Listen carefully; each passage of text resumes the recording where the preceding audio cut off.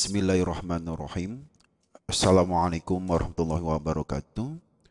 Selamat berjumpa kembali anak-anakku dengan Pak Surip di pelajaran kimia. Sebelum kita belajar, jangan lupa berdoa dan menerapkan 3M, mencuci tangan dengan sabun, memakai masker, dan menjaga jarak.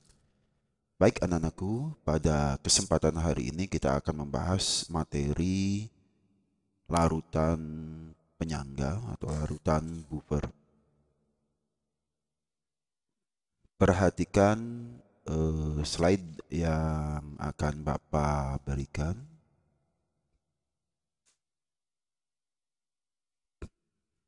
Larutan penyangga. Ini KI KD-nya. Oke.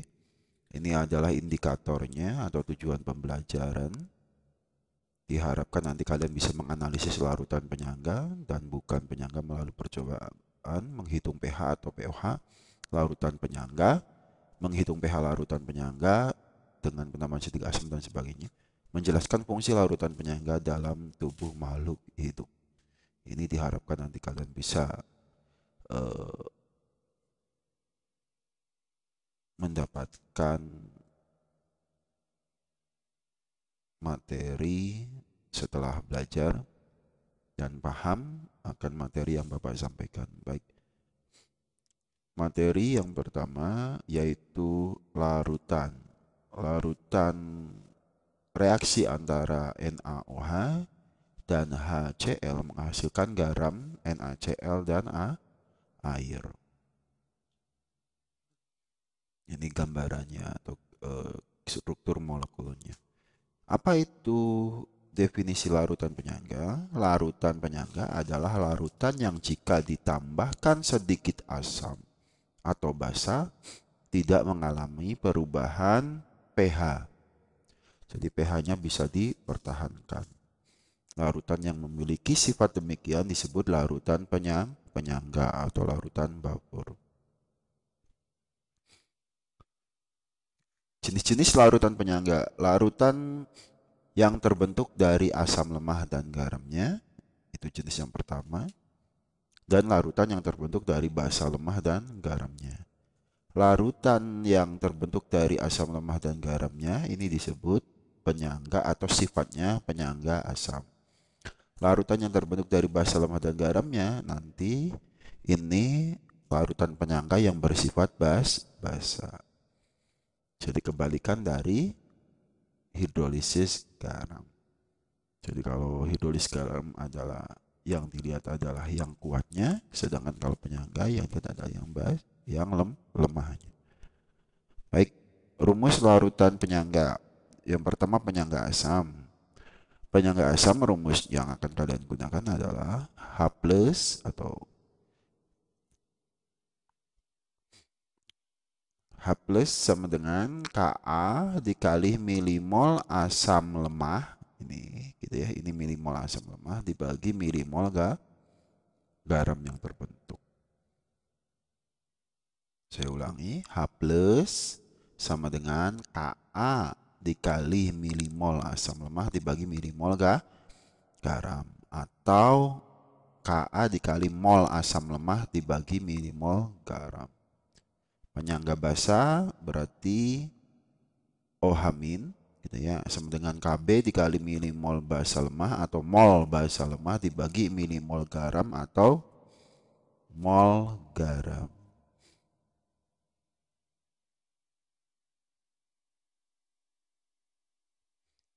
Nah, bagaimana menentukan pH larutan penyangga? Menentukan larutan pH larutan penyangga sama saja dengan menentukan pH materi asam basa maupun materi hidrolisis garam, sama saja. Jadi pH-nya sama. Yang berbeda adalah mencari apa tadi? Mencari H+ untuk asam dan OH- untuk basa. Perbedaannya di situ. Kalau rumus pH-nya sama. Kalau untuk penyangga asam berarti pH sama dengan min log H+, sedangkan penyangga basa POH sama dengan min log OH-. Karena ini basa, Maka berapa pH-nya? pH-nya sama dengan PKW atau 10 pangkat min 14 dikurangi pOH. Jadi kalau pH basa tidak bisa langsung dari OH min ke pH, tetapi harus ke pOH dulu. Jadi ada dua rumus. pOH sama dengan min log OH min, kemudian pH-nya sama dengan 14 min pOH. Jadi PKW ini ada 10 pangkat min 10 pangkat min 14 min pOH. Jadi PKW ini adalah 14. Oke, jadi rumus. Jadi pH sama dengan 14 min pOH.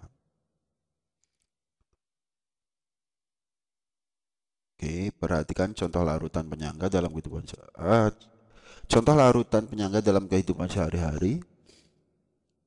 Yang pertama, darah manusia merupakan larutan penyangga. pH darah harus konstan atau tetap agar enzim dapat berfungsi dengan baik. Kemudian yang kedua, contoh yang lain adalah cairan infus, merupakan salah satu contoh larutan penyangga. Cairan dalam sel sebagian besar adalah sistem buffer atau larutan penyangga.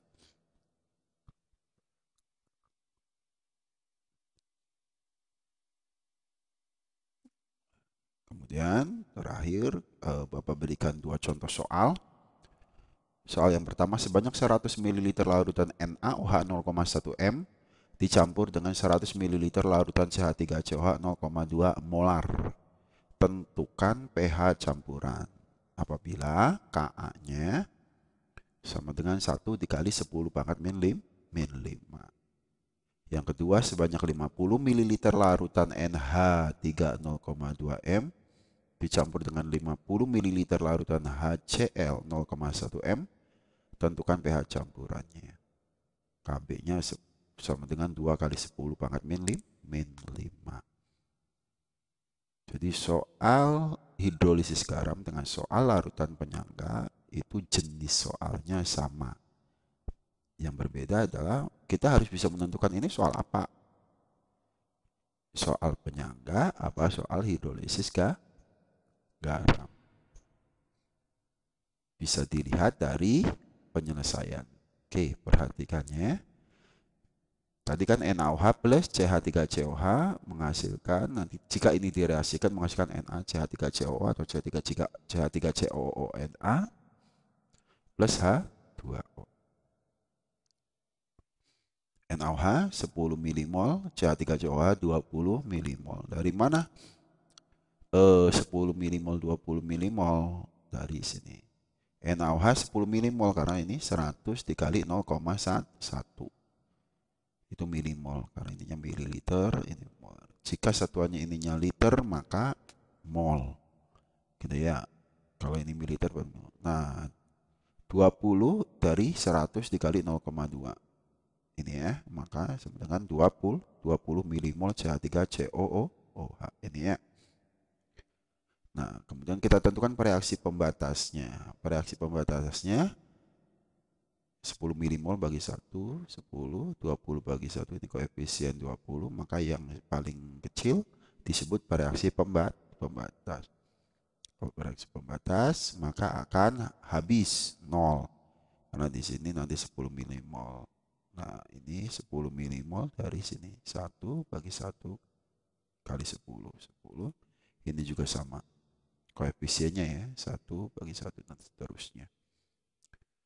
Nah, 10. Ini kan 10 dikurangi 10, 0. Ya, ini mula-mula B itu bereaksi, kemudian ini adalah setimbang atau sisa. Bisa. Ya, 10 ini dari 20 dikurangi 10. 10. Kalau ini karena, kalau di hasil ini 0 ditambah 10, 10. 0 ditambah 10, 10. Jadi kalau di sini dikurangi, 20 kurangi, kalau di hasil di sebelah kanan tanda panah ditambah. Nah, ini yang akan kita gunakan adalah ini. 10 milimol CH3COOH. Berarti kan ada sisa di asam lemah dan di garam. Ini garam. 10 milimol garam yang terbentuk.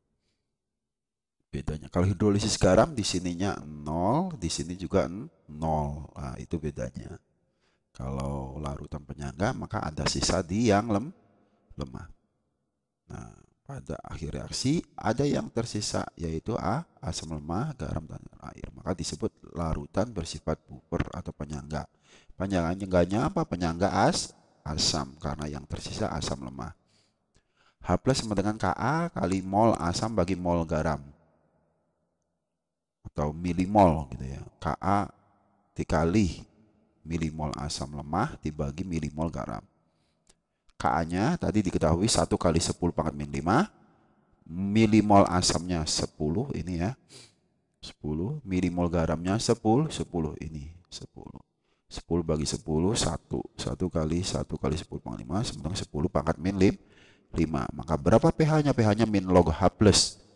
Min log 10 pangkat min 5 sama dengan 5. Gitu ya. Ini dari sini. Oke, kemudian contoh soal yang kedua. NH3 plus HCl menghasilkan NH4Cl sama seperti tadi. Ya, kalian perhatikan lagi di soal nomor 2. Nih, 50 kali 0,2. Ini 50 kali 0,1, 5 milimol. KB-nya 2 kali 10 pangkat min 5. Gitu ya.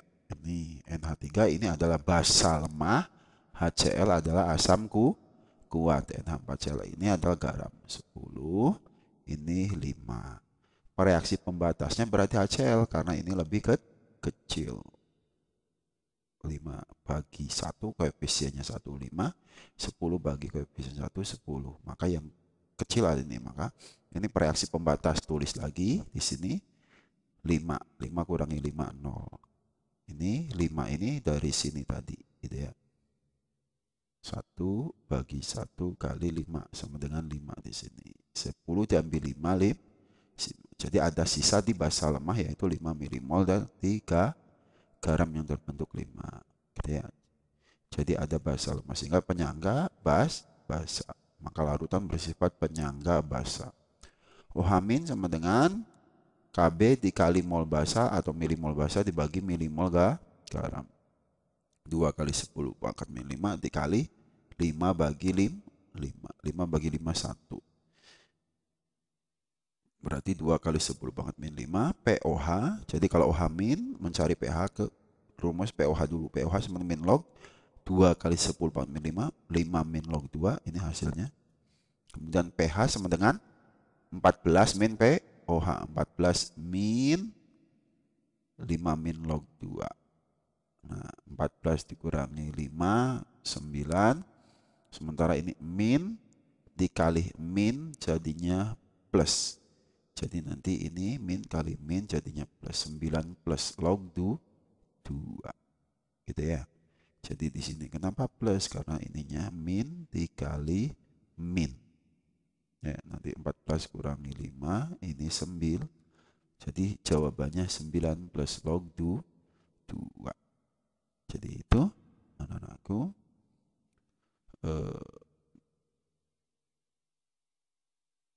materi pada hari ini yaitu larutan penyangga. Nanti kita ketemu lagi di pertemuan berikutnya gitu ya. Dengan materi terakhir yaitu sistem koloid. Baik anak-anakku, demikian yang Bapak sampaikan. Terima kasih. Assalamualaikum warahmatullahi wabarakatuh.